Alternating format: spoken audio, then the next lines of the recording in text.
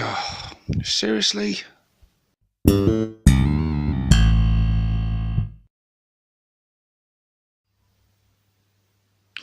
Hey guys, welcome to this product review video with me, 6 Plus Stevo. Today in this review I'm going to be looking at the Pyrkol objective markers. I don't know if I've totally screwed up that company name. It's a foreign company, Polish I believe. I might be wrong on that, please correct me in the comments if I am. But yeah, let's have a look at these. You get them in a little bag like this. I got mine for about £12 with including postage on eBay, and you get 6 of them, and they come like this. They're made out of this sort of clear perspex. You've got the arrow section and the base section, and it literally just slots in there like so. So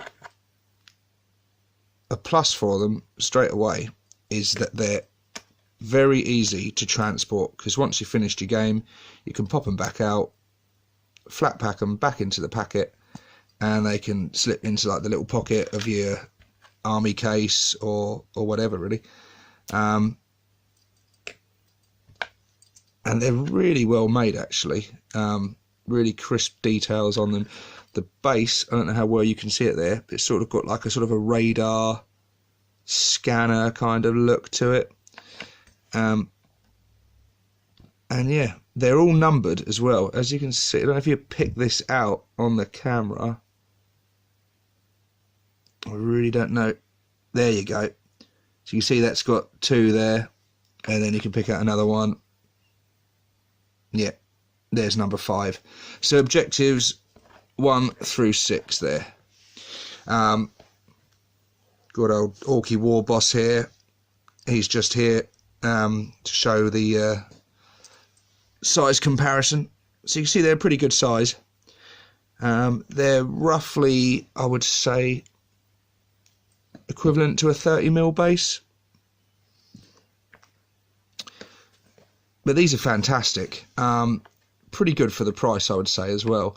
What I was intending to do for objective markers, because most of the games I play are objective driven, I was going to do the make some customized orc themed objective markers.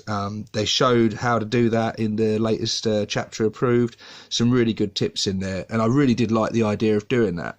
The advantage of doing that as well is that those objective markers are going to tie in, 1 with your army, and 2 with your terrain. There's disadvantages of that though, is that, well, 1, you've got to build them, you've got to paint them, you've got to find the parts to do that with. Alternatively, you could get the Games Workshop objective markers, but they are ridiculously expensive in my humble opinion. And I've already got my hands full at the moment. I'm currently building terrain, I'm building my army, I've got a lot of painting to do. So I've already got enough work to do with my terrain and my army to add in some objective markers. They would have slipped back on priorities, and in all honesty, might not have ever got done. So I ended up going for these, because I wanted something, because what most of us end up doing, what most of us are guilty of doing for objective missions, is using this, the humble dice. And yeah, they're easy to do, because there's objective 1, you get another one for objective 2, objective 6, and so on and so on.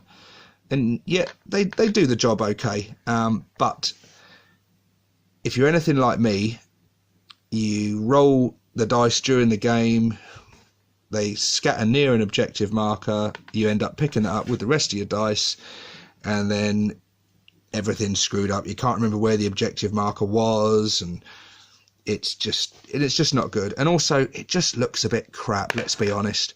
The other alternative is sort of bits of paper with something scrawled on them and put down, but again, it looks a bit crap.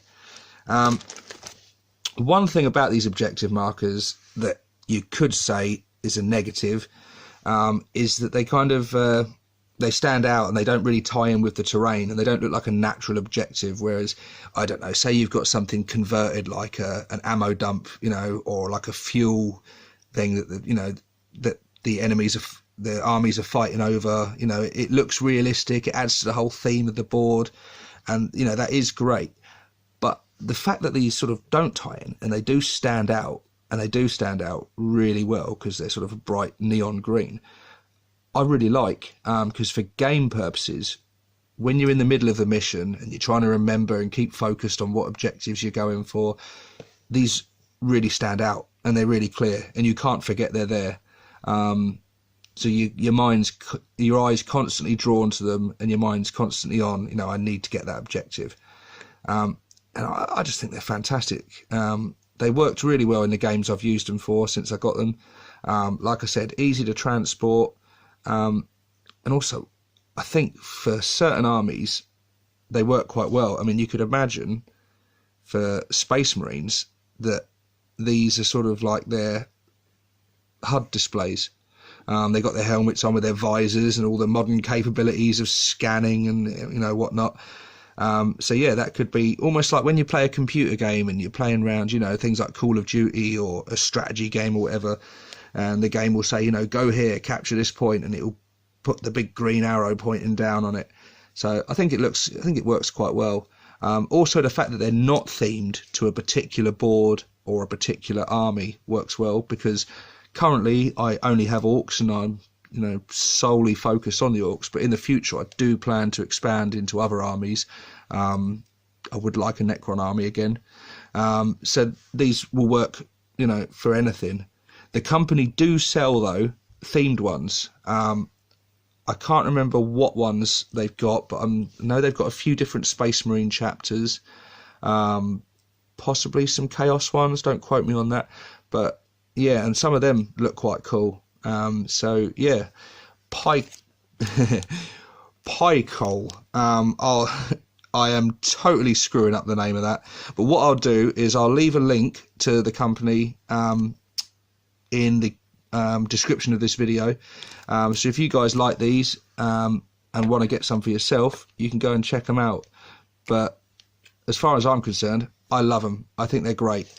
And never again will I ever be using these as objective markers. 6+ Stevo, signing out.